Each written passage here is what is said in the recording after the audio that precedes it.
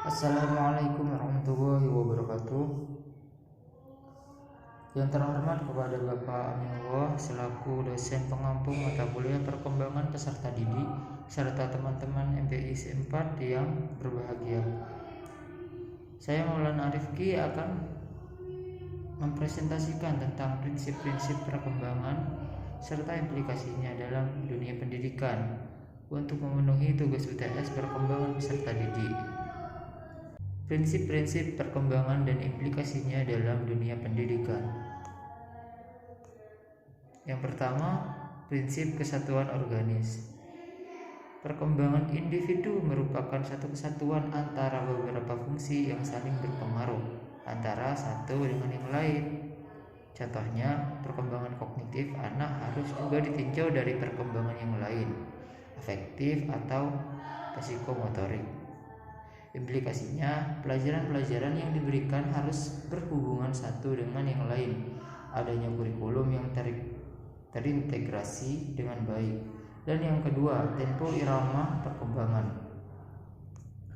Menekankan bahwa masing-masing individu memiliki irama sendiri dalam perkembangannya.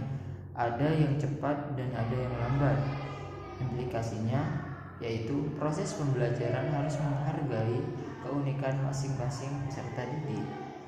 Dan yang ketiga, tiap-tiap individu mengikuti pola perkembangan yang umum. Meskipun individu memiliki irama dan tempo yang berbeda disertai bakat dan yang berbeda, namun individu tersebut masih mengikuti garis perkembangan umum. Jadi perbedaan itu bisa disebabkan karena pembawaan dan lingkungan. Contohnya, A berjalan 1 tahun, B berjalan 1,5 tahun. Baik A dan B masih mengikuti pola perkembangan umum. Walaupun A lebih cepat berjalan daripada B, implikasinya proses pendidikan dapat diberikan secara klasikal menggunakan alat peraga pendidikan bisa digunakan dalam rentang waktu yang relatif lama, tidak selalu ganti. Yang keempat, konvergensi atau interaksi antara pembawaan dan lingkungan sama-sama berpengaruh dalam perkembangan individu. Misal, anak mempunyai bakat yang baik, namun lingkungannya tidak menguntungkan, maka anak itu tentu tidak akan berkembang dengan baik. Implikasinya, pendidikan harus memberikan lingkungan pendidikan yang bervariasi sehingga potensi anak dapat teroptimalisasi dengan baik. Contoh, pembagian jurusan di SMU yang disesuaikan dengan minat dan bakat peserta didik. Pengaruh pendidikan dapat dibatasi oleh kemampuan anak. Contoh, pendidikan SMU tidak dapat diberikan kepada anak yang IQ-nya di bawah 90. Dalam batas-batas normal, kemauan anak tidak boleh dikekang, dibatasi karena anak adalah manusia yang harus aktif dan bukan pasif. Yang kelima, kematangan. Proses pendidikan harus disesuaikan dengan kematangan peserta didik. Contohnya, anak usia 7 bulan baru bisa duduk, tidak boleh dipaksa berjalan. Dan yang keenam, setiap hasrat perkembangan terdapat hasrat untuk yang pertama mempertahankan diri, yang kedua mengembangkan diri. Yang pertama mempertahankan diri, adanya hasrat untuk memenuhi kebutuhan makan, minum, istirahat dan lain-lain. Dan yang kedua mengembangkan diri, adanya keinginan bereksplorasi, bergerak dan bermain. Implikasinya proses berjalannya harus memperhatikan adanya hasrat kebutuhan tersebut. Dan yang ketujuh, fungsi psikis tidak timbul secara berturut-turut tetapi secara bersamaan. Contohnya, kegiatan menulis melibatkan fungsi ingatan, pikiran, perasaan, dan gerak secara bersamaan.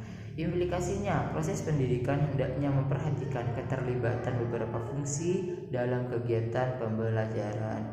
Dan yang kedelapan yaitu perkembangan mengikuti proses diferensi dan integrasi. Dengan bertambahnya umur, perkembangan individu akan semakin maju juga, sehingga terjadi suatu proses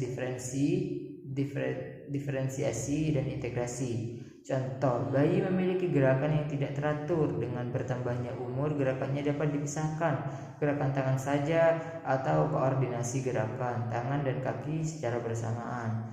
Implikasinya, proses pembelajaran harus memperhatikan diferensiasi dan integrasi. Misal, dalam berhitung ada proses pembelajaran